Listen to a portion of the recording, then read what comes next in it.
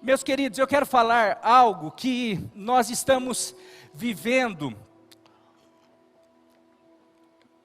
como igreja, e é nítido, eu não sei se você já percebeu, que o Senhor tem soprado um vento de um recomeço, de um avivamento, de um despertamento, talvez que a gente já viveu em outros momentos, mas talvez por conta da pandemia, por conta de tantas situações, por conta de frustrações, por conta de erros, até mesmo erros de tantas coisas, a gente talvez tenha esfriado, tenha perdido, mas o Senhor tem soprado as cinzas, mandado as cinzas embora dessa igreja, da nossa casa, da nossa família, dos ministérios, da célula, da liderança, e parece que as cinzas estão indo embora, e a brasa está voltando a acender, a queimar, e grandes coisas estão começando a acontecer. É nítido isso, eu tenho percebido em várias situações, em várias ações, tanto na vida da igreja, pessoas se despertando, voltando a servir na igreja, querendo nos mínimos detalhes, as mulheres, os jovens, os adolescentes, a liderança de célula, e principalmente, através desse CVC, a gente tem percebido que o nosso chamado vai para além de apenas...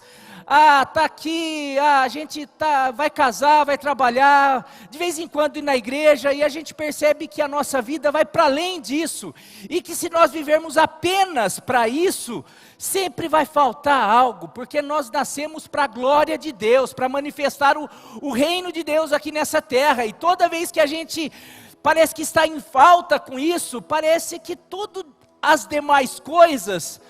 parece que falta alguma coisa, porque realmente as demais coisas não estão sendo acrescentadas, simplesmente porque a gente não tem vivido a prioridade do reino. E quando o Senhor manda um vento, manda palavras e começa a despertar o seu povo, e o povo começa a dar alguns primeiros passos, a pisar na água do Mar Vermelho, e começa a perceber que o mar vai se abrindo, aquilo vai animando, e eu tenho percebido isso em algumas vidas. Por exemplo, nós falamos aqui, se você não tem vindo no CVC, eu quero dizer que você tem perdido muitas coisas, muitas palavras, muitos testemunhos. A gente já falou várias coisas, mas nessa terça-feira, nós tivemos 3 testemunhos que eu vou disponibilizar, eu já falei, não conversei nem com quem deu testemunho, mas eu sei que são pessoas, são líderes que são submissos ao pastor. A gente vai disponibilizar na página da igreja, do YouTube, esses 3 testemunhos, para ver se inspira você a perceber que a tua vida, você veio para além do apenas sentar, assistir um culto, ou de vez em quando participar. Deus quer te usar, Deus quer realmente usar você para grandes coisas, e às vezes você acha que, não, mas eu não sei, eu não sou, será? E talvez esses testemunhos possam clarear você, e Deus possa realmente usar essas vidas, esses testemunhos, para mostrar que talvez você ainda não viveu algumas coisas. Você vem só querendo que Deus abençoe o teu filho, que talvez entre na tua casa, que talvez faça alguma coisa, que você só vem para de repente melhorar um pouquinho o teu humor, e parece que nada disso acontece. Talvez esteja faltando alguns passos da tua vida, algumas atitudes. De repente esses testemunhos possam te nortear. Então eu queria te incentivar, assim que nós disponibilizarmos esses testemunhos, que foi da irmã Rita, da irmã Marisa, e da Vanessa e do Rogerinho, eles realmente têm sido uma bênção para essa igreja. Teria mais pessoas, mas eu confesso que eu não estava aqui nesse CVC, nesse curso, mas eu fiquei assim, meu coração explodia, eu chorei, a Nilva, nós choramos, e a gente foi visitado mesmo por vídeo. Então eu queria que você pudesse perceber. Mas antes desse CVC, a gente teve algumas reuniões com a liderança, a gente teve algumas reuniões com os líderes, a gente teve reuniões com os jovens, e a gente tem percebido que o estar junto, o estar falando, tem gerado esse reavivamento, esse fogo novamente. E a gente tem percebido isso nos jovens, nos adolescentes. E sexta-feira não é a primeira ação, eles já fizeram vários, mas sexta-feira eles foram para praça. Eles têm se encontrado, jovens aqui, os adolescentes têm feito conexões, têm se encontrado, eles têm feito grandes coisas aqui. Mas nessa sexta eles foram para a praça. Tem imagem aí? Conseguiram algumas imagens aí? Tem alguém que tem imagem? Eles foram lá na praça fazer um louvor. Foram lá sair das quatro paredes, apenas da casa, porque é isso que a gente está falando. Deus, Ele quer muito mais do que apenas a gente ir na igreja. Ele quer que a gente seja a igreja. Ele quer que a gente seja testemunha. E receberão poder quando o Espírito Santo descer sobre vós. E vocês serão minhas testemunhas. Aqui na igreja é fácil. Nós temos que ser sal da terra e luz do mundo. Sal no saleiro não serve para nada. Luz aonde já está iluminado. Às vezes não, a gente precisa ser luz nas trevas. A gente precisa ser sal onde precisa ter o sal. E eles foram e tiveram experiências maravilhosas. Mas a gente precisa voltar a fazer. Não é só os adolescentes, não são só os jovens, não são só alguns líderes. A igreja toda precisa começar a viver essa vida de Deus. A igreja do coração de Deus, a igreja que Jesus é o cabeça, e como cabeça manda, dá ordem, e os pés, as mãos, o corpo, obedece o cabeça, e começa a ir, e começa realmente a experimentar o poder do Espírito Santo. Quem quer ser essa igreja? Quem está experimentando ser essa igreja? Amém? E eu quero falar sobre isso daí. Eu quero começar falando o tema. Eu poderia falar, a gente teve um culto domingo aqui passado, nós tivemos um mês muito especial, mas domingo foi para mim um marco, porque a gente falou sobre libertação. A gente percebe que tem muita gente, muitas famílias, que parece que vão, mas não vão.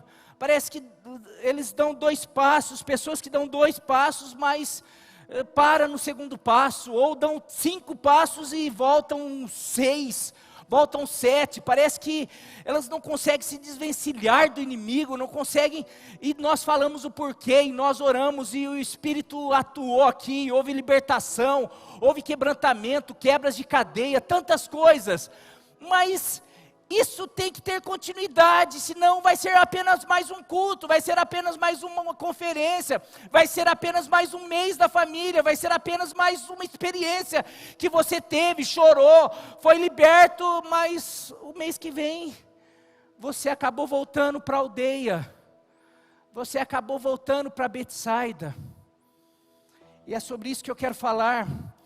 Eu poderia colocar vários temas aqui. Não volte para Betsaida, saia de Betsaida, saia da aldeia, não volte para a aldeia, para o povoado, mas eu coloquei aqui como viver o novo de Deus. Eu estou falando muito sobre um novo tempo, e eu creio que Deus, Ele tem nos chamado para viver esse novo tempo, e eu quero convidar você a abrir a sua Bíblia, em Marcos, no capítulo 8, versículo 22 a 26.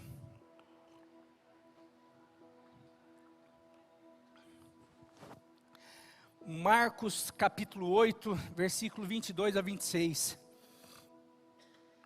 Como viver o novo de Deus. Diz assim: eles foram para Betsaida, e alguns falando sobre Jesus e os seus discípulos.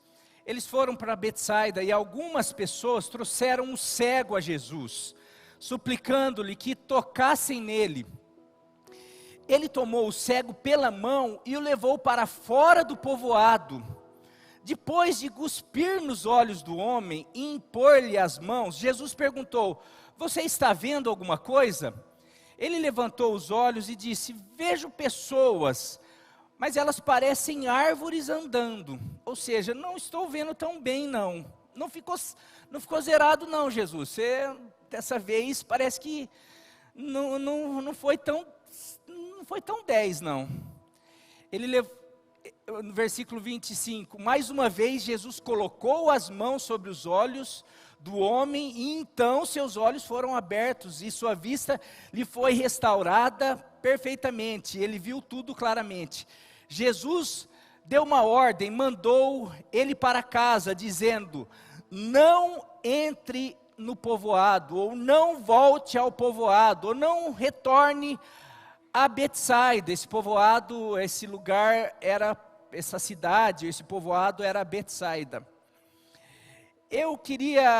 Tem uma história que é contada de várias maneiras, mas é o seguinte, é aquela águia, aquele filhote de águia, que ou caído, ou trazido para um galinheiro, ele cresce como galinha, mesmo sendo uma águia, tendo poder de voar, tendo uma asa poderosa para atingir as maiores alturas, uma visão, força, mas porque ele cresceu num galinheiro, vendo os pintinhos, as galinhas ciscando, não voando, não ali ao seu redor, ele cresce como uma galinha, e ele às vezes ele olhava o céu, ele via, ele tinha no fundo um desejo, um instinto de querer voar, via algumas águias passando, e ele no seu íntimo ficava: nossa, já pensou como que seria legal voar, já pensou como seria, mas ele, por causa do seu convívio,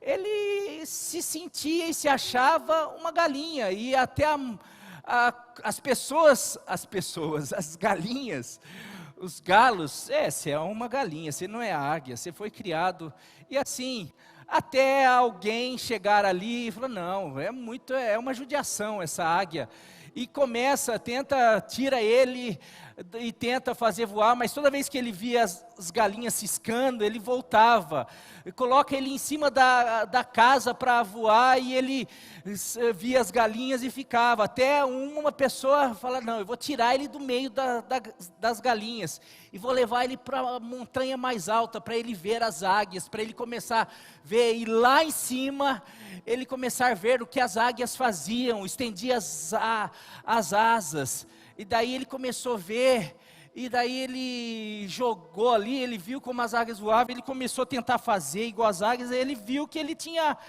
a asa, e assim por diante, e de repente, a hora que ele vê, ele está voando, porque ele saiu do lugar onde ele se encontrava, e ele começou a ver as águias, e percebeu que ele era uma águia. Essa ilustração, meus queridos, é uma história de cada um de nós, é a história dos filhos de Deus, que acostumaram a viver como filhos do diabo, que acostumaram a viver escravos do pecado, escravos desse Deus que cegou o nosso entendimento, a nossa limitação, roubou a nossa fé, de saber que tudo é possível ao que crê, mas a gente não crê, porque a gente ficou limitado. Não, isso não é possível, isso é lá no tempo da Bíblia, isso não, minha vida, eu estou fadado a isso, não, aquilo acontece com aquele testemunho, isso é o testemunho, isso foi a experiência da Rita, isso foi a experiência do fulano, a minha não é, porque eu estou acostumado aqui, eu só vejo galinha, eu só vejo pessoas incrédulas, eu vivo em Betsaida, eu vivo num povoado que tem uma mentalidade de incrédulos, e eu me torno incrédulo.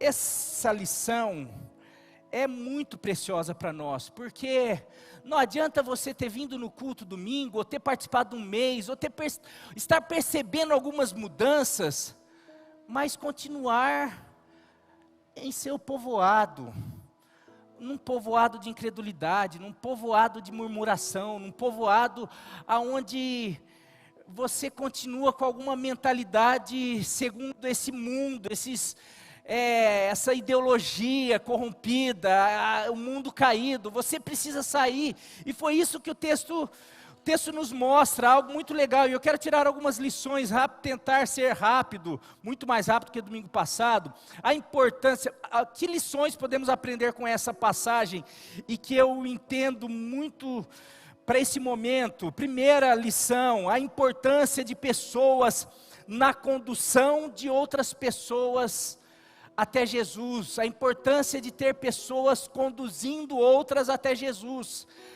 Versículo 22 fala que algumas pessoas trouxeram um cego a Jesus, suplicando que lhe tocassem, que Jesus tocasse nele. A gente percebe muito claramente, sempre pessoas levando outras pessoas até Jesus. Tem aquela passagem do paralítico, também, que os seus amigos levaram. A gente percebe um tempo que as pessoas, elas estão cegas, porque o Deus desse século cegou o entendimento dos incrédulos, para que não lhes resplandeça a luz. Então dificilmente o incrédulo vai de repente ir até Jesus, porque hoje ele está cego, hoje ele não consegue caminhar até Jesus. Então é necessário pessoas levando e falando, intercedendo. O texto aqui 22 fala que as pessoas suplicando, não só levaram, mas suplicaram até Jesus. Súplica tem a ver com intercessão, com oração. Nós temos orado por pessoas, nós temos buscado pessoas, nós temos percebido que o mundo está cheio de cegos ao nosso redor, necessitando de um encontro com Jesus, ou nós só estamos preocupados com eu, com o meu, comigo e assim por diante.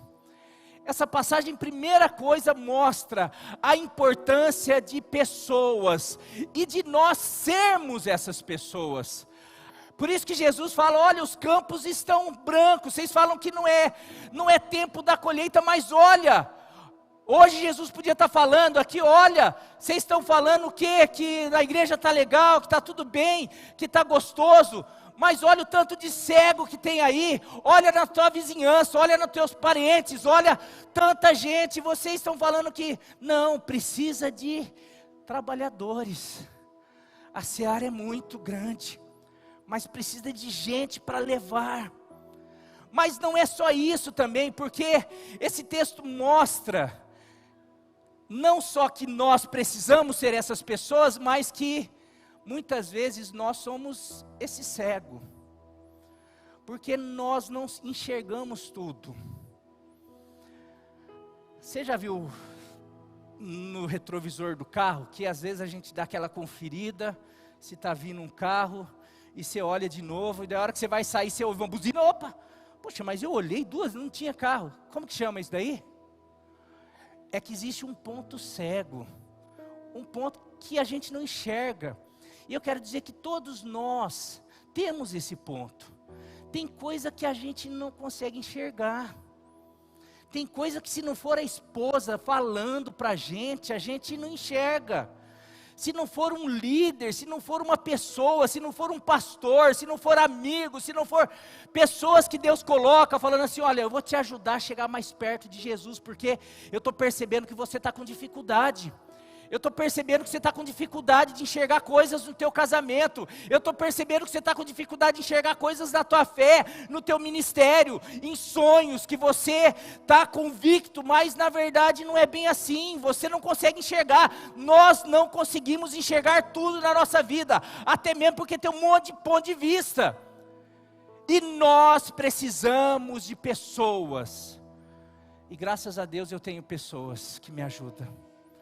Graças a Deus graças a Deus nessa igreja existe pessoas dispostas a ajudar umas às outras, a mostrar o nosso ponto cego, a de repente falar: Marinho, olha, cuidado com isso, Marinho, ali. E nós precisamos, essa primeira lição, nós precisamos de pessoas que nos levem até Jesus. E nós precisamos nos tornar essa pessoa, porque por isso que nós precisamos uns dos outros. Não adianta só frequentar a igreja, não adianta só saber da Bíblia, porque eu posso saber algumas coisas, mas não estar vendo outras, não estar enxergando outras. E no convívio, ou estando perto de pessoas, tendo comunhão, talvez essa pessoa pode me levar mais perto de Jesus e os meus olhos se abrirem. Amém? Segunda lição: ele perdeu a visão durante a jornada da vida. Na sua resposta no versículo 24, que ele diz, a primeira vez que Jesus colocou a saliva nele, ele fala, Jesus, e aí, tudo jóia, já está vendo? Ele fala, vejo pessoas que parecem árvores andando. Isso mostra que ele sabia distinguir pessoas e sabia distinguir árvores. Mas algo fez perder a visão. Quando ele responde, vejo pessoas, mas que estão parecendo com árvore. Ele já tinha visto árvores. Então mostra que ele não é cego de nascença. Mas algo durante a caminhada o fez perder a visão. E isso acontece muito com a gente. Assim é o homem na vida pessoal, assim é o homem na vida profissional, na vida familiar, na vida ministerial. A gente começa a vida vendo, enxergando, sonhando, visualizando coisas. Mas no decorrer da caminhada, parece que a gente vai perdendo a visão. A gente casa tendo uma visão, eu vou fazer isso, eu vou ter filho, eu vou melhorar nisso, melhorar naquilo, eu vou ser feliz, eu me vejo lá na frente assim, assado. Só que de repente vem as frustrações, vem os problemas, e daí a hora que eu me pego, eu não estou enxergando mais nada, eu só vejo, na verdade, uma escuridão na minha frente, eu só vejo tristeza. Cadê aquela visão, cadê aquele sonho? Isso daí é em tudo, na vida profissional. Eu começo uma faculdade, eu vou ser engenheiro. De repente no primeiro ano você vê tanto número na tua vida, na tua frente, que você nunca viu. Aí você, eu não sei se eu quero ser engenheiro não. Acho que na verdade eu via prédios, agora eu estou vendo só número. Eu achei que eu fosse construir, agora tem que ficar fazendo conta. Eu acho que vai perdendo, daí você vai e começa a ter que pegar ônibus, você começa a ter tanta coisa que você fala assim, eu não estou enxergando mais aquele engenheiro, aquele futuro brilhante para mim. Na igreja, vida espiritual, eu vou para a igreja, Deus vai mudar minha vida, vai mudar meu casamento, e daí de repente você participa de um culto, você vai, e daí de repente você volta para casa e começa a ver que tem luta, tem dificuldade, tem renúncia, você tem que fazer algumas coisas, daí você...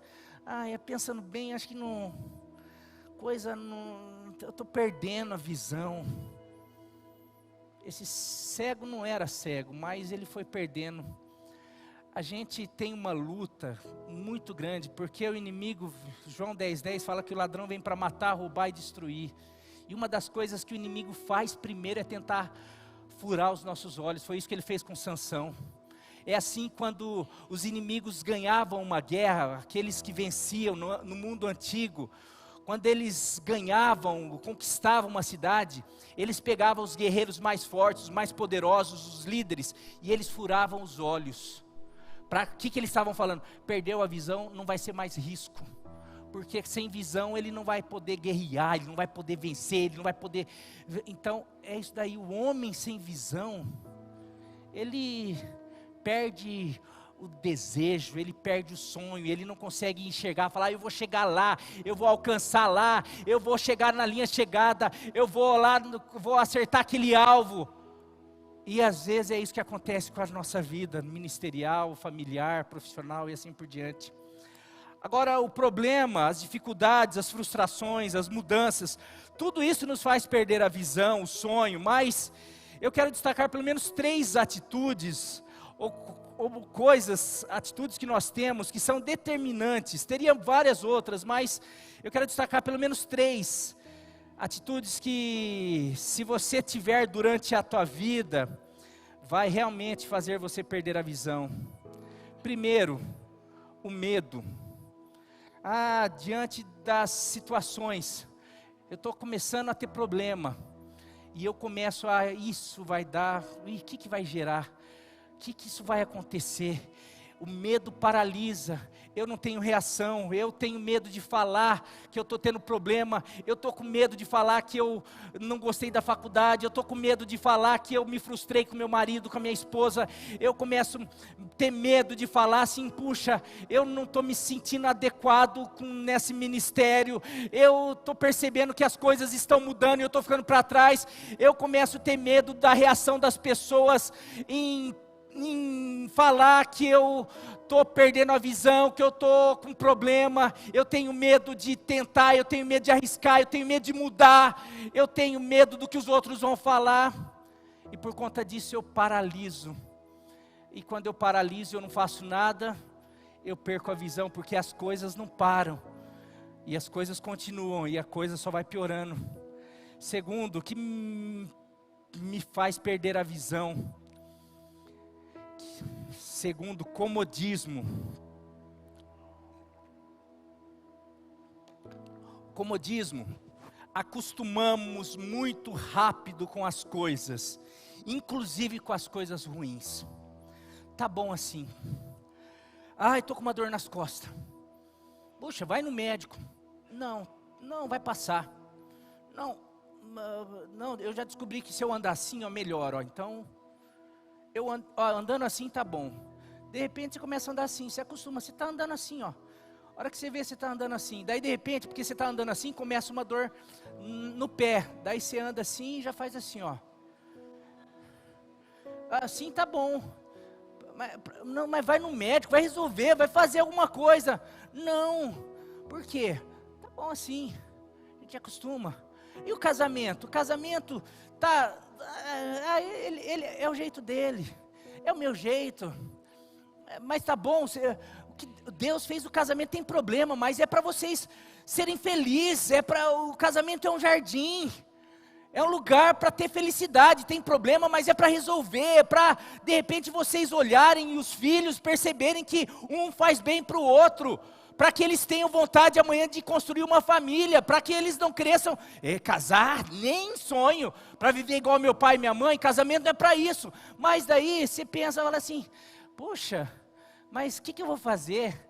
Vou ter que conversar, vou ter que ir no médico, vou ter que resolver, vou ter que ouvir conversa, Não, eu prefiro andar assim no casamento, ó.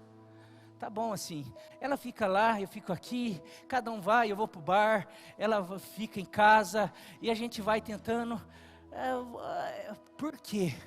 Porque tentar resolver é mais complicado. Na igreja, falar não é só vida profissional, tá bom assim, não, agora no teu trabalho você vai ter que fazer um curso, porque agora agora é tudo informática. Puxa, não, já foi, isso aí já faz 1000 anos, né? Agora não é mais nem informática, agora é tudo mais moderno.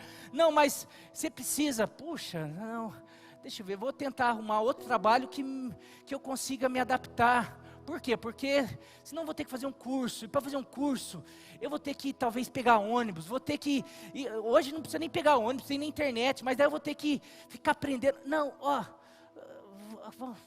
tá bom assim. A gente acostuma. E às vezes Deus quer nos fazer uma águia voando, quer nos colocar como cabeça e não cauda. E a gente fica, Deus, por que eu tenho essa vida? Porque você acostumou a viver com galinha. Eu te fiz para ser águia, mas você acostumou a andar assim.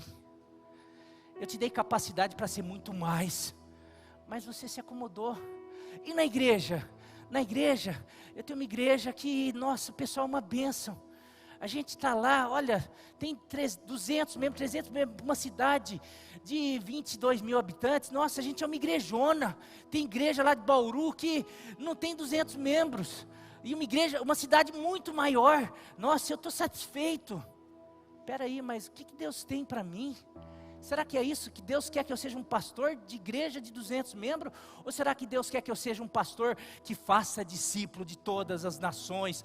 Que Deus quer que eu faça discípulo, que eu ganhe gente, que eu tire pessoas das drogas, que eu faça, que eu avance? Ah não, mas, puxa, você sabe o que eu vou precisar fazer?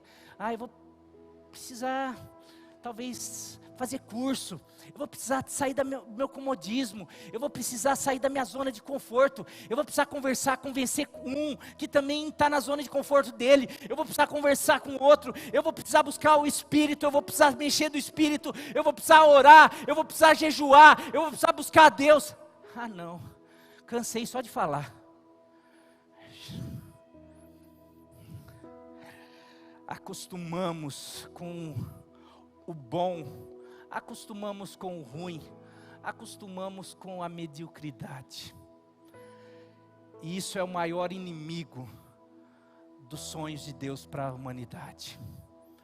Deus tem o melhor para cada um de nós, porque Ele fala, o ladrão, Satanás vem para matar, roubar, para cegar, para frustrar, mas eu vim para dar vida, e não é uma vida qualquer, eu vim para dar uma vida, e uma vida abundante, uma vida feliz, uma vida mais do que feliz. Sabe a palavra que aparece muito no Novo Testamento? Bem-aventurado, bem-aventurado, não é, uma pessoa feliz, é mais do que feliz, é mais do que aventurado, é bem-aventurado, é muito feliz, é isso que Deus tem para mim e para você. Só que às vezes a gente, para ser esse bem-aventurado, para ter essa vida abundante, às vezes eu preciso sair do meu comodismo. Mas nós temos dificuldades. Por que nós temos dificuldades? Por várias coisas, por preguiça, por não querer mesmo, acostumar.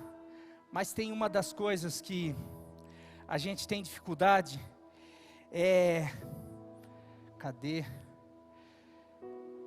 porque nós não queremos perder o controle.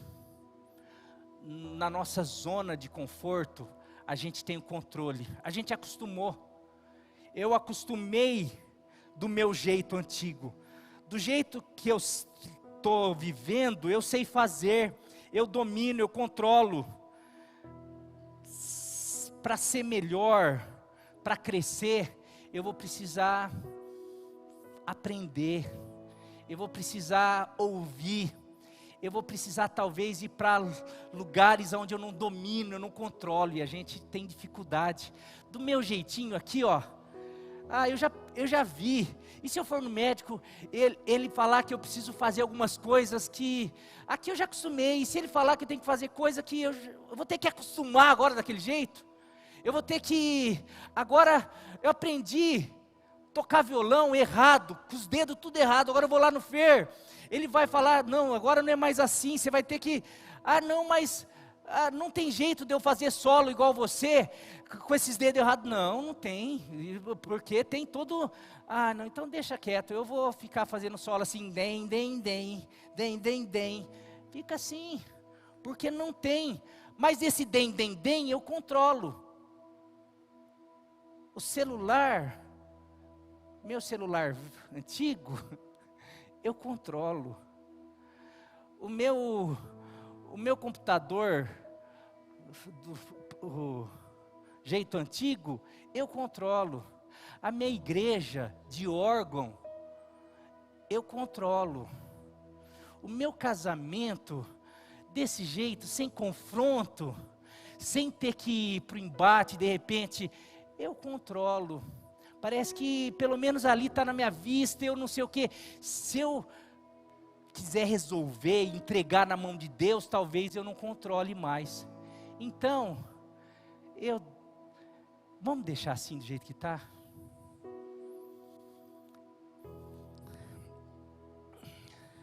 Agora eu quero ir para a igreja, meu querido. E para a igreja tem a ver comigo e com você. Mas eu quero ir para a igreja prática. Igrejas que eu, como pastor, e como pastor jovem, e como pastor que já andou, desde quando era pastor, eu participava de igreja, desde pequeno, eu cresci em igreja, eu ia à igreja pequeno, lembro de igreja Brasil para Cristo, quadrangular, assembleia, e ter contato com várias igrejas, ter contato com igrejas que eu achava, porque era de uma igreja, e eu fazendo curso de gente que a gente achava assim, nossa, fulano está lá, nossa, esse é herege. Por que herege? Porque de alguma maneira eu estava num galinheiro, que aquilo é águia, não, mas eu sou galinha, eu quero destacar algo para vocês aqui. A igreja de Jerusalém, que no seu início foi poderosa, grande, expansiva, uma igreja que é um modelo, que não tinha falta de nada, que fala que não tinha necessitado, que as pessoas iam, vendiam suas propriedades, entregavam aos pés dos apóstolos, e eles dividiam, compartilhavam, que crescia. Na primeira pregação de Pedro, converteu 3.000 almas, e aquilo era homem, contava só homem. Então quantas pessoas? Numa segunda pregação, converteu mais 2.000, só aí vão 5.000. Daí você vai um pouquinho para frente, fala que o Senhor acrescentava mais discípulos. Era uma igreja, então, vamos colocar por cima, uma igreja de 10.000 membros, uma igreja forte, poderosa, que evangelizava, mas de repente começou a se acomodar. Jesus falou que não era para eles ficarem ali, era para Jerusalém, Judeia, Samaria, até os confins da terra.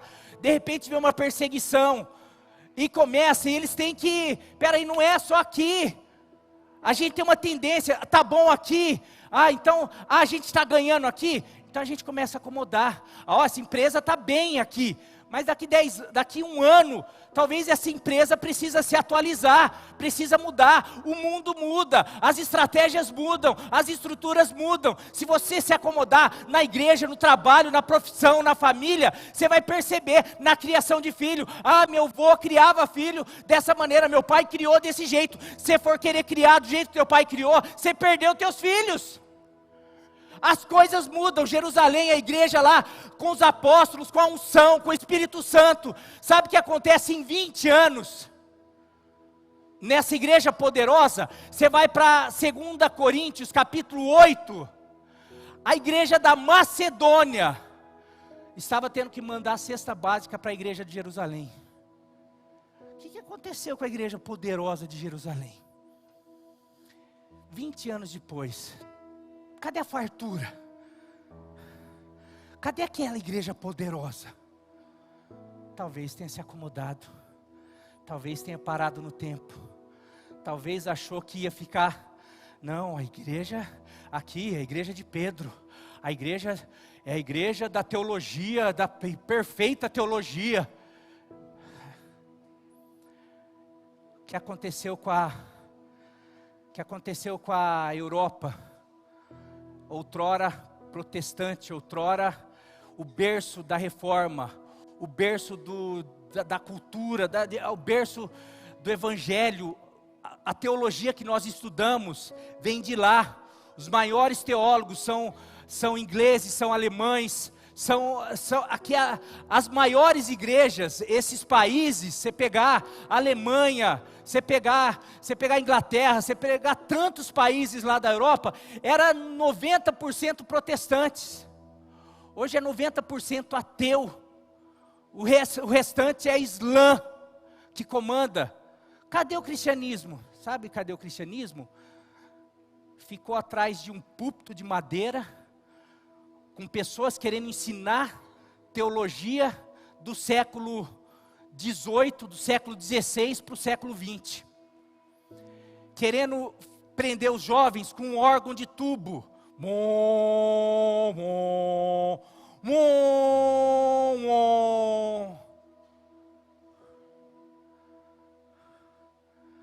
Cadê os jovens? Cadê a geração? Não adianta você ter a melhor teologia, a maior verdade, se você não sabe contextualizar e passar ela na estrutura ou no contexto daquele que está vendo. Coloquei uma frase aqui: não adianta ter a verdade e querer transmiti-la por fita cassete na era do Extremes, do Spotify, da Netflix. É o que aconteceu lá na igreja da Europa.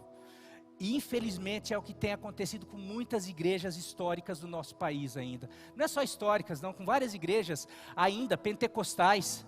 Aqui é uma crítica para toda igreja que ainda se prende às tradições, quer seja batista, quer seja presbiteriana, quer seja a Assembleia de Deus. Não, a gente tem, nossa doutrina é pentecostal, não pode isso, não pode aquilo, não pode aquilo. Está perdendo a próxima geração. Está lá os pais, os avós e os filhos, tudo fora de igreja. O que adianta? A igreja batista está lá, melhor verdade, melhor doutrina. E aí, o que adianta ter a melhor doutrina e não consegue transmitir para os jovens. Está querendo ainda passar boletim para o jovem.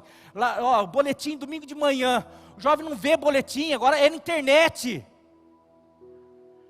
Não, mas não, nossa, não tem boletim na tua igreja? E tem certeza que é a igreja batista? Não tem um órgão? Parede preta! Meu, não é batista essa igreja não, né? Essa é a igreja que tem a verdade absoluta, que não muda, que não negocia, que é a palavra de Deus.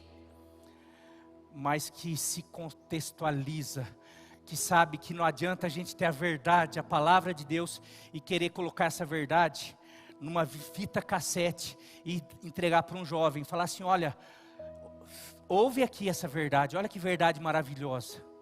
Esse jovem fala, o que é isso daqui? Não, ouve lá. Mas por que tem que ouvir aqui? Porque eu aprendi que é assim, eu ouvia nessa fita cassete. Você ouvia, que bênção, mas agora eu não sei o que é isso daí.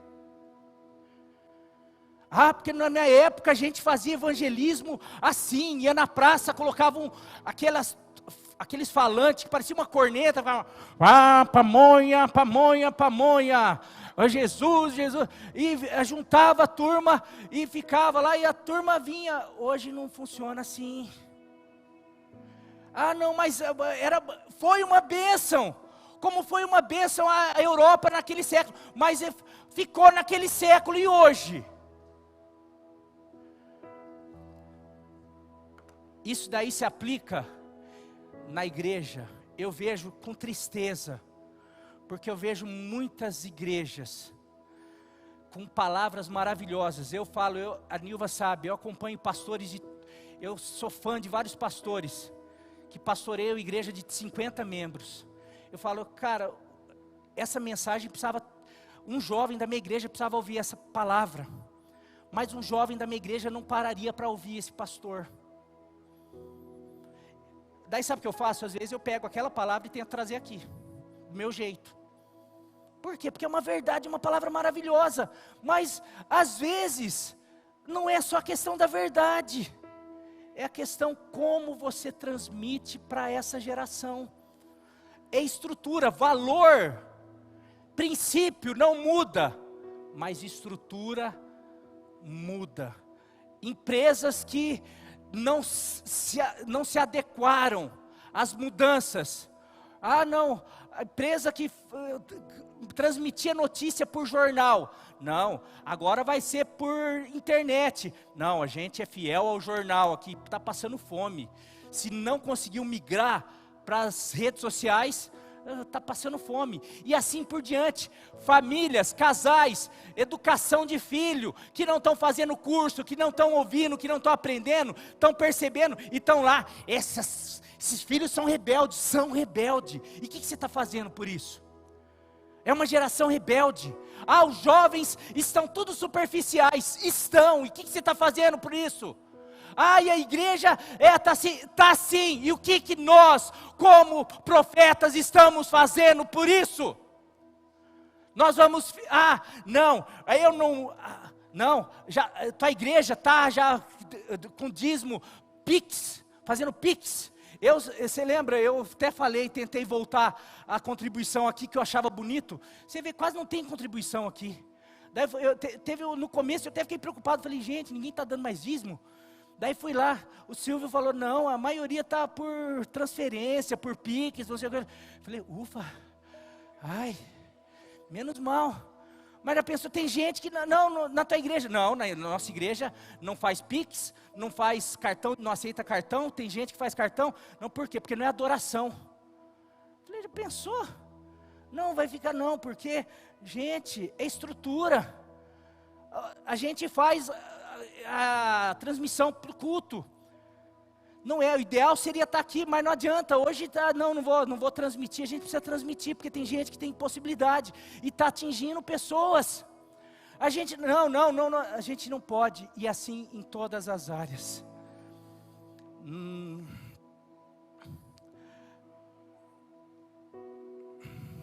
Vou passar aqui, já fui muito aqui. terceiro, que faz a gente perder a visão, o orgulho. São as pessoas que nunca estão erradas, nunca aceitam ajuda de ninguém, pois ninguém sabe ou enxerga melhor do que ele. Para essas pessoas não adianta argumento, não adianta sinal, não adianta nada. Essas são as pessoas da cidade de Betsaida. Eu fiz uma frase aqui: é mais fácil criticar quem está evoluindo e crescendo do que reconhecer seu comodismo, seu orgulho e a sua falta de visão. Eu vou repetir: é mais fácil criticar quem está evoluindo e crescendo do que reconhecer seu comodismo, seu orgulho e sua falta de visão. Terceiro, no geral, lá, seu ensino, lição que eu aprendo desse texto: o lugar onde você vive influencia diretamente a sua vida. As pessoas, quando eu falo lugar, as pessoas, o ambiente, aquilo que você ouve, aquilo que tem te alimentado. Versículo 23 fala que quando aquelas pessoas trouxeram aquele cego para Jesus curar, ele não curou ali. Sabe o que ele fez? Ele tomou o cego pela mão. Ele tomou o cego pela mão. Deixa eu ver aqui.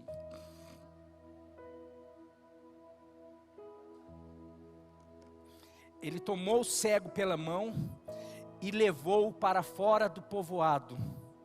Por que ele fez isso? Por que Jesus não curou ali? Por que Jesus levou ele para fora do povoado? Jesus não podia ele curar ali? Jesus, é uma palavra, Jesus curou de longe. Jesus com uma palavra curou um servo que estava longe dele. Porque Jesus tira ele daquele povoado e no final fala para ele não voltar para o povoado. Mateus 11, 21 nos fala por quê.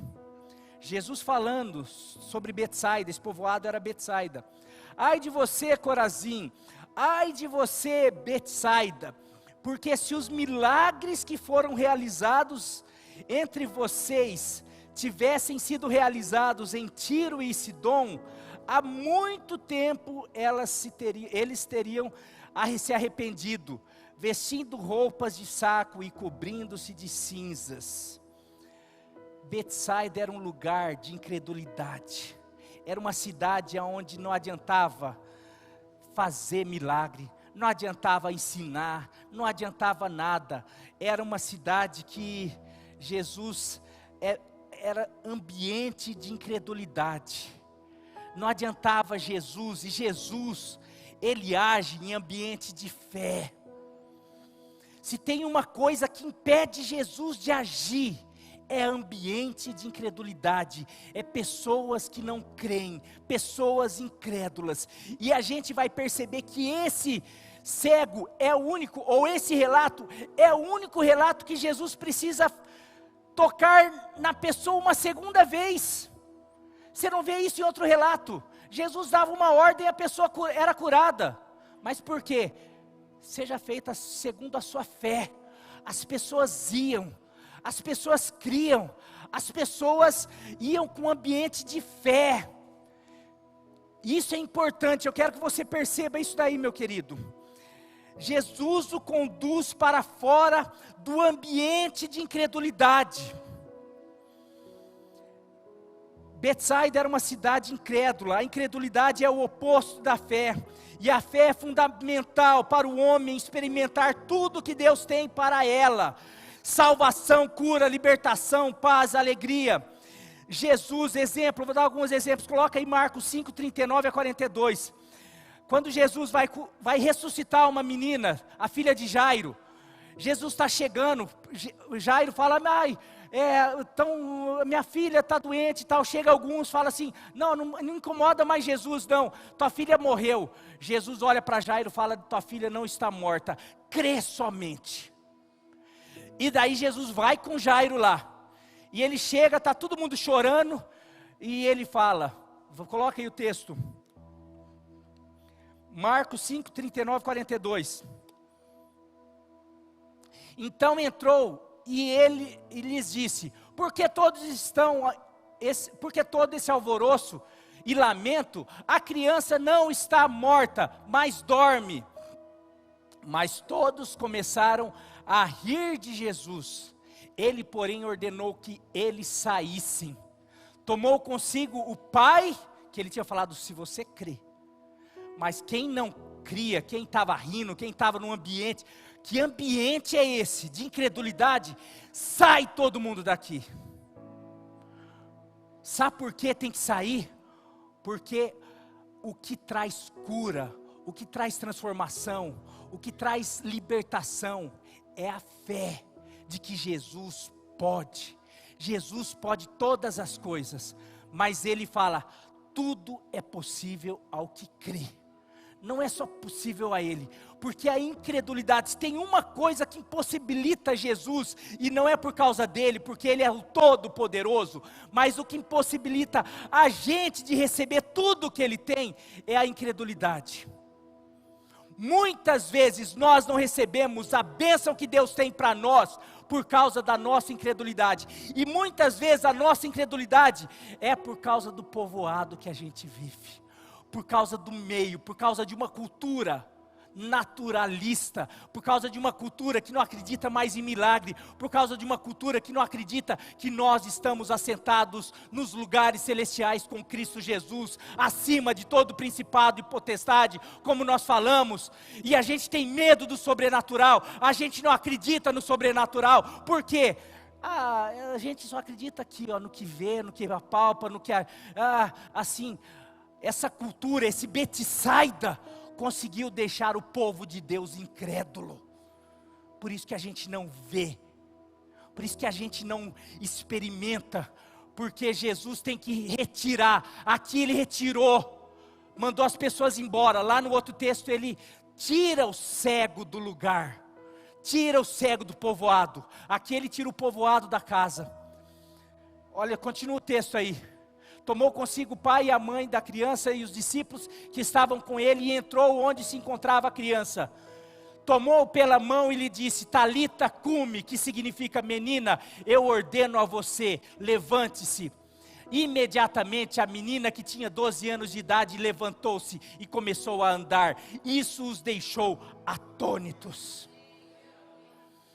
Você quer outro texto que mostra? Jesus não pôde fazer muita coisa na sua terra natal. Marcos 6, de 4 a 6. Marcos 6, de 4 a 6.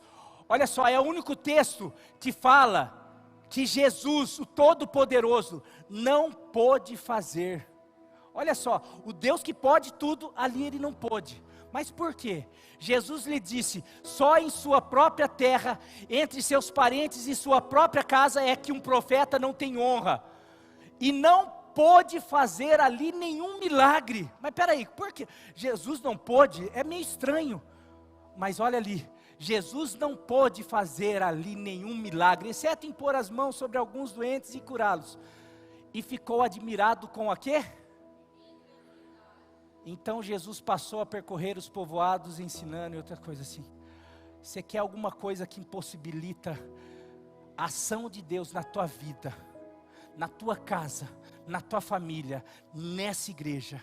É um ambiente de incredulidade. E eu durante muito tempo conversei com o Japa. A gente conversa às vezes em momento de oração aqui, naquele final de culto. A gente percebe, a gente está orando, está guerreando e percebendo, pairando aqui um ambiente de incredulidade. Porque não tem fé, a gente fica, mas por quê? Porque a gente acostumou a viver entre galinhas. E a gente começa a vir com uma palavra sobre águias, que é possível com Deus, tudo é possível ao que crê. Que para a gente se aproximar de Deus e ter tudo aquilo que Ele fala para nós, é necessário fé. Sem fé é impossível agradar a Deus. Nem agradar a Deus, a gente quer as bênçãos de Deus, mas a gente não acredita nele. E como que ora para o meu filho, você crê? Ora para a minha casa, você crê? Ora, você crê? Não. Por isso que é necessário nós sairmos. Domingo passado teve libertação aqui. Esse mês teve coisas, Deus está levando a igreja para um novo tempo. Mas a gente precisa sair do povoado da incredulidade. Porque nós vamos ver milagres, nós vamos ver o céu aberto, nós vamos viver um novo tempo, na célula, na nossa casa, na família, na igreja, nessa cidade, nós vamos começar a ver grandes coisas, sinais, o céu vai se abrir aqui, mas para isso, eu preciso começar a crer, mas eu não vou crer, se eu venho aqui na igreja, ouço essa palavra, eu vou ali com o irmão da igreja, eu ouço essa palavra, mas eu volto para o povoado. O que é esse povoado? É aquela turminha de amigo, é aquela conversa com aquela irmã que é incrédula, que só murmura, que fala, com aquela outra turminha que só critica a igreja, com aquela turma que está lá pensando no 500 anos atrás, aquela igreja da Europa que já faliu e fica lá, não, mas será? Ai, não sei, a teologia, peraí, não é bem assim, e não sei, enquanto você estiver nesse povoado, meu querido, você não vai viver o que Deus tem para você, porque Deus tem bênção para você, para tua casa, para tua família, para essa igreja, mas você precisa sair desse povoado. Você precisa sair desse lugar de incredulidade e começar a acreditar que o Espírito Santo de Deus age, Ele batiza, Ele traz talentos, dons, Ele capacita você a curar enfermos através de uma oração, Ele capacita você a ir na praça e começar a dar testemunho, Ele capacita você a evangelizar a tua amiga na escola, Ele capacita você a fazer a diferença no teu trabalho, na tua sala de aula, Ele capacita você a transformar a tua casa, a tua família. O Espírito Santo faz isso porque Ele é poder.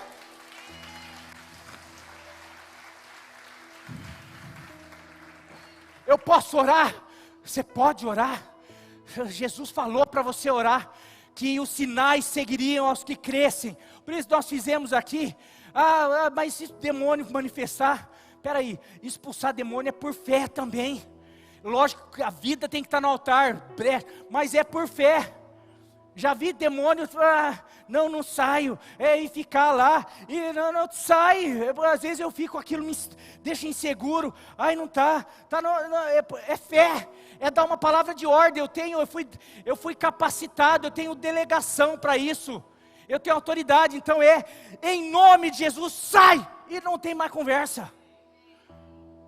Pronto, é pela fé, eu não preciso, eu nem volto para ver se saiu ou não. Eu creio que saiu. Eu vou orar, eu vou crer que Deus vai curar. Porque eu estou sobre uma palavra. Toda autoridade me foi dada. Por isso vão. Por isso vão. E esses sinais seguirão. Em meu nome expulsarão demônios. Em meu nome curarão. Em meu nome falarão novas línguas. Em meu nome vocês vão fazer grandes coisas.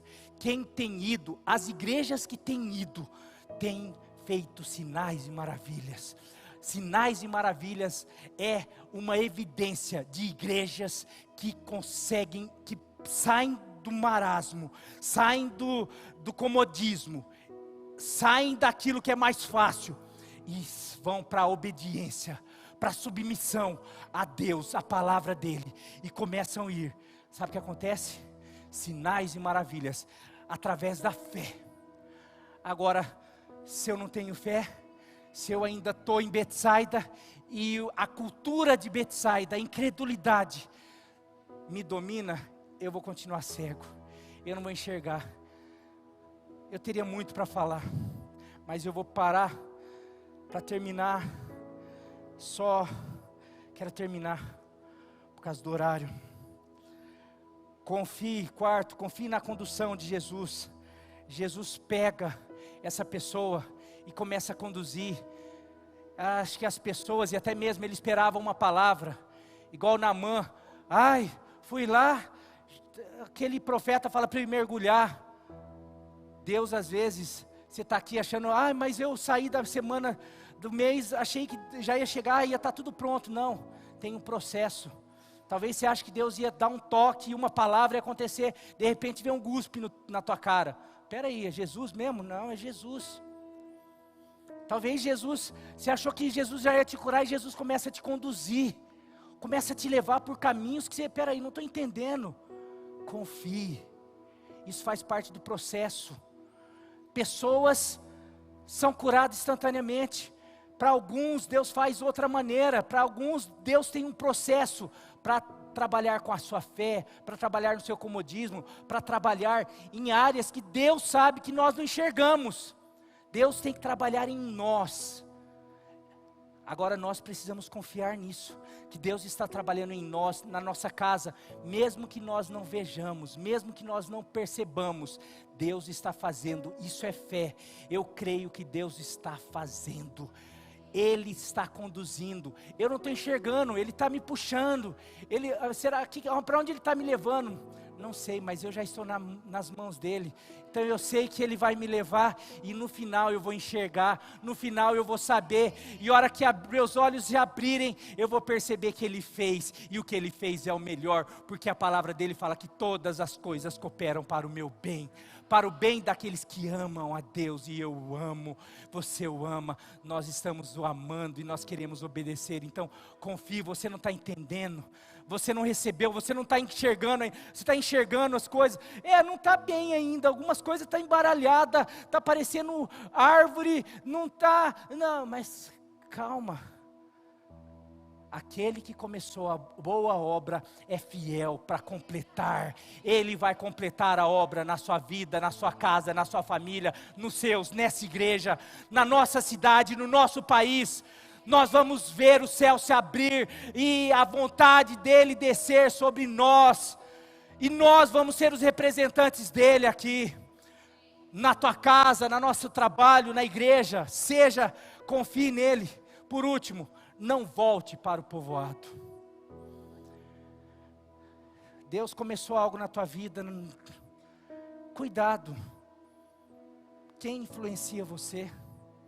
Não adianta Deus fazer, você vir num culto, não adianta você ir numa célula, você conversar, não adianta a gente ter as reuniões que a gente tem da liderança, não adianta a gente participar de cultos, de reuniões que a gente, e de repente voltar para esse povoado de incredulidade, para os amigos que nos levam à incredulidade, para os amigos que tiram o nosso foco daquilo, do nosso chamado, porque Jesus fala isso, não volte para o povoado. Sabe por quê? Porque sabe o que ia acontecer se ele volta? Os caras iam falar assim, está enxergando?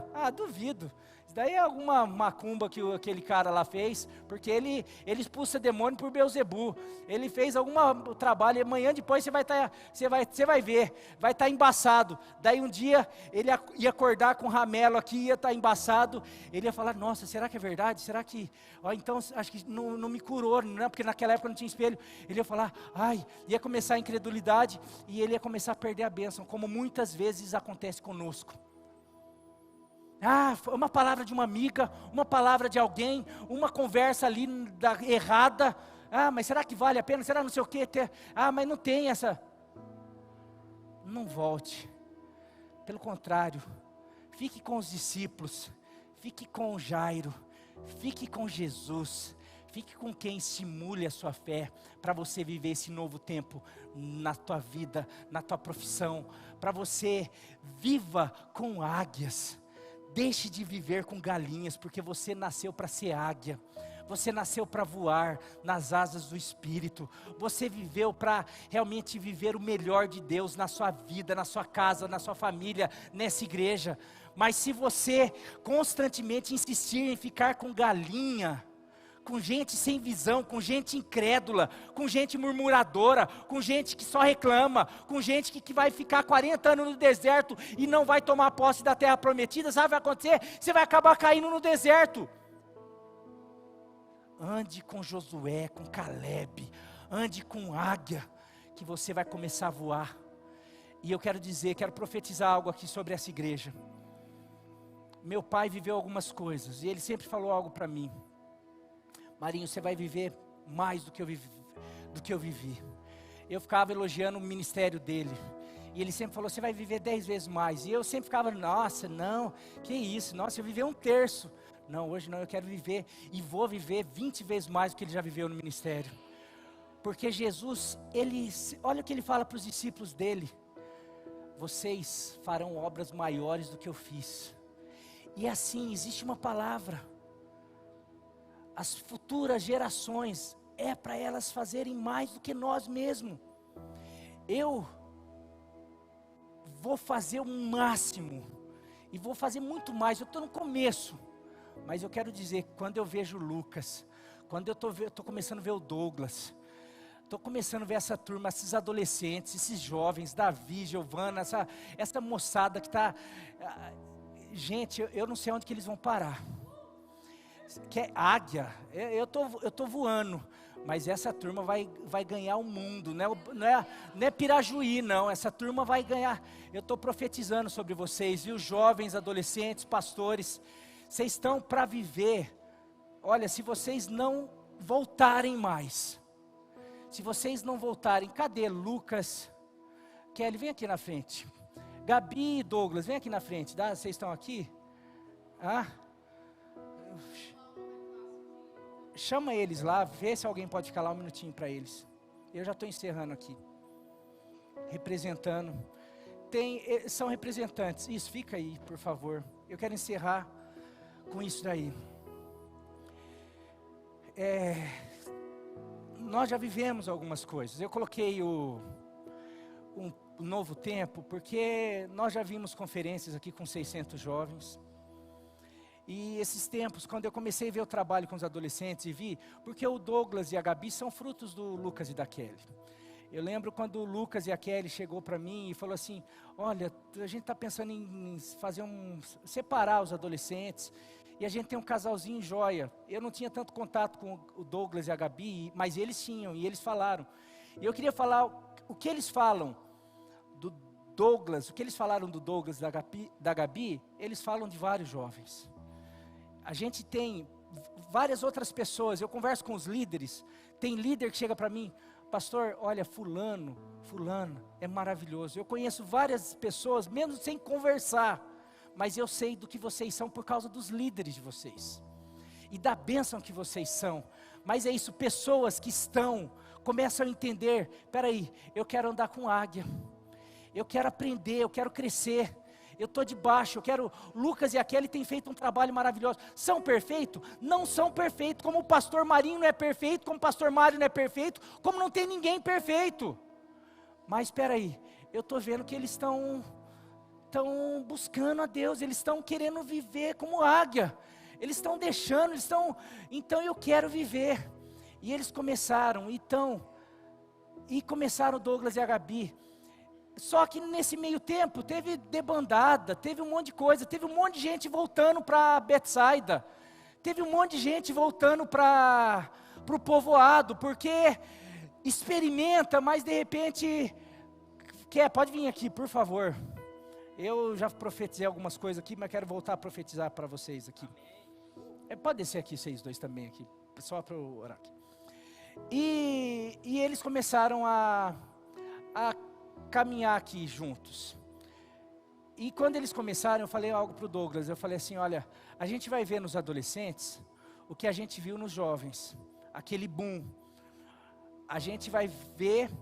E daí eu falei tanto para o Douglas como para o Lucas, eu falei, o que vai acontecer nos adolescentes, vai fomentar, vai aquecer os jovens novamente, porque querendo ou não, aqui chega um momento que a gente cansa, a gente se frustra de tanto, sabe, acontece com o pastor Mário sabe disso aqui, a gente vai fazendo, às vezes vai dando, vai fazendo, e de repente a gente se depara, puxa, nossa, a gente fez, olha, parece que o pessoal não responde, a gente vai assim, mas daí de repente Deus usa tantas coisas, e Deus começou a usar aquilo que eles fizeram, tanto já para os jovens, e a Gabi e o Douglas são resultado disso.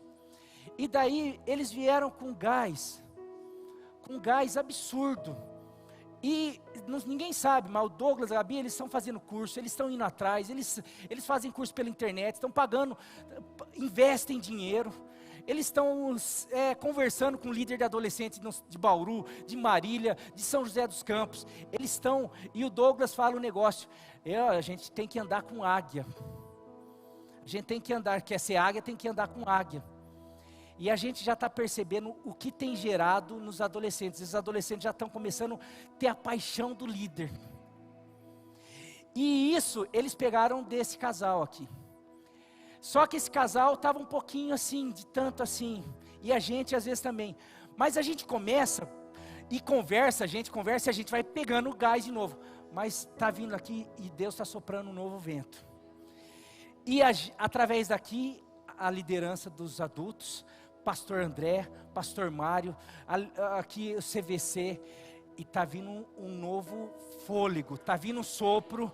E a igreja, eu queria que vocês começassem a perceber, mas eu queria aqui, chamando vocês, porque já surgiu dos jovens para a igreja, e eu quero falar, e vai acontecer, para a igreja toda, mas agora está acontecendo dos adolescentes para a igreja, e vai acontecer.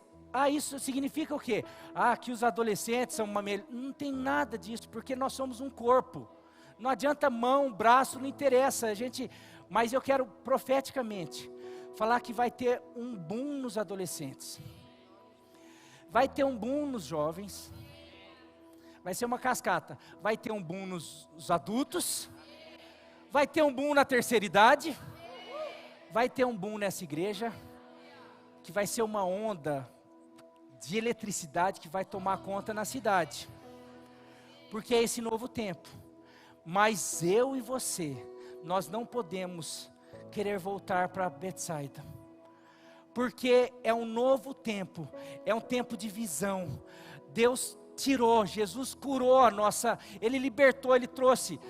Mas eu vou ter que sair do meu comodismo, eu vou ter que faça o que você precisar, porque o que você vai ganhar vai ser 10 vezes mais. O que Pedro ganhou, o que os apóstolos ganharam, o que Paulo ganhou, o que essa turma, o que vocês vão ver no testemunho das 3 que eu falei, o que vocês vão ver com cada pessoa que se dispor a fazer, a arregaçar as mangas, para viver esse novo tempo, e não voltar mais para trás. Meu querido, se eu fosse você, eu não esperaria nada, eu já começaria hoje. Tá? Mas eu quero agora orar para esse casal, para esses casais aqui, e que eles pudessem representar. Não, eu quero um adulto também aqui, vamos representar. Vem cá, Nilva e pastor André. O Nilva representando as mulheres e os adultos, e o pastor André representando os homens também. O casal aqui representando os adultos aqui. Pastor Mário, vem aqui representando a terceira idade. Igreja, se coloque em pé. Louvor, vem para frente.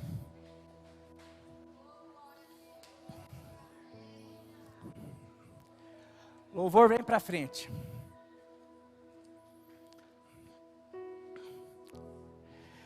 Como que está o ambiente? Você está em Betsaida ou Jesus conseguiu tirar você de Betsaida?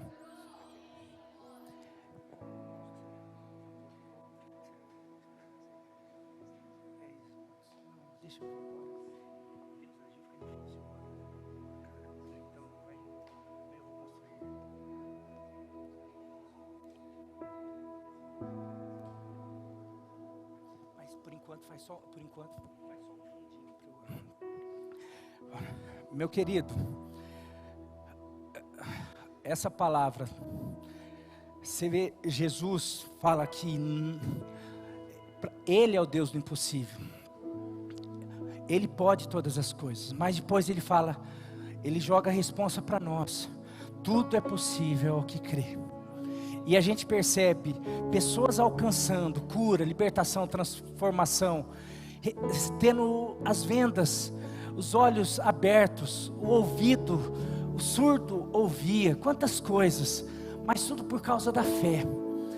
A incredulidade é o empecilho para isso, e nós vivemos num mundo de incredulidade, mas a igreja não, a igreja é o lugar de fé, é a reunião dos santos, é a reunião, essa era a diferença. Os crentes eram chamados de doidos, aquela turma lá acredita que Jonas foi engolido pela baleia, aquela turma acredita que o mar vermelho se abriu. Hoje já não está tão assim, mas nós precisamos sair desse povoado de incredulidade, para nós vivermos esse último avivamento, avivamento de sinais. Eu tenho visto, eu tenho conversado com pastores que têm falado, Marinho, leve a tua igreja para o sobrenatural, porque você vai começar a ver, mas para isso precisa começar a viver um ambiente de fé, de oração. Nós precisamos começar a orar, depender desse Deus, falar: Senhor, me tira desse lugar de incredulidade. Eu quero acreditar que o Senhor está na minha casa, que o Senhor vai cuidar dos meus filhos. Eu estou vendo que o mundo está caminhando para pior, mas eu sei que eu não estou no mundo. O mundo está em crise, mas eu não estou em crise, estou em Cristo. Eu estou no Senhor, eu estou guardado na tua mão poderosa, e eu sei que o Senhor pode fazer. Mas eu não quero apenas que o Senhor faça, eu não quero apenas que o Senhor abra os meus olhos, eu não quero apenas receber, eu quero me tornar uma bênção. Porque Deus chama Abraão: eu vou te abençoar, mas você vai ser uma bênção. Eu vou abençoar, mas você vai ser uma bênção. Famílias serão abençoadas por tua causa. Deus está nos chamando não só para nos abençoar, Deus está nos chamando para ser uma bênção, para através da minha casa, da minha família, sair testemunhos, para transformar, para curar, para sarar outras famílias. Você quer que a tua família seja salva, restaurada, para quê? Para você ficar de boa, ficar acomodado? Não, Deus quer curar, quer transformar, para que a tua família seja um canal de bênção para essa cidade, para os teus amigos. Então que você nesse momento fale: Deus, eu creio que o Senhor realmente toca.